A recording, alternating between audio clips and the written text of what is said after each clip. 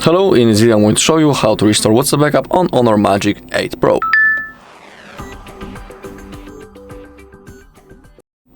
Okay, but before we start we need to open up the settings on our phone, then scroll all the way down until you find the Google, and it is important that you need to be logged into the exact Google account on which you made the backup before, because if you'll be signed into wrong account, you won't have possibility to restore your chats, so simply make sure that you're connected into proper account. Now we can launch our WhatsApp. I just installed it. As you can see, the app welcomes us. Select your language and click on agree. We can click on allow to send us notifications, and now we need to type our phone number in that place. You can always click on what's my number, continue, allow, and it will be automatically copied. You can click on use, click on next. Also, we'll have to verify our phone number. We have a few methods how we can do it.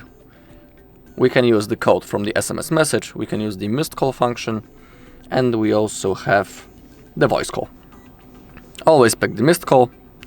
In my opinion, it works in the best way, so I'll click on continue, click on allow. Now everything should be verified automatically. Okay, just like I was saying, automatically verifying, verified, boom. Now we have the contacts, click on continue, click on allow. And now select restore from backup. Down below we can see the date on which we made the last backup. Then click on continue, and you need to remember that you cannot skip that step, because if you want to restore your chats right now, you won't have access to it later. Simply you won't be able to restore your chats in the future. You just need to do it right now when you have possibility. So click on continue, and now our backup is being restored. In my case, it's going to take like 5 seconds because I don't have many messages on my backup. We can see that everything has been restored. Click on next. In here you can type your name and also change the profile photo if you are interested. Then click on next. I don't want to add any email. Okay, and let's take a look. Everything has been successfully restored. We have our normal messages, our photos, and also videos. So everything has been successfully restored.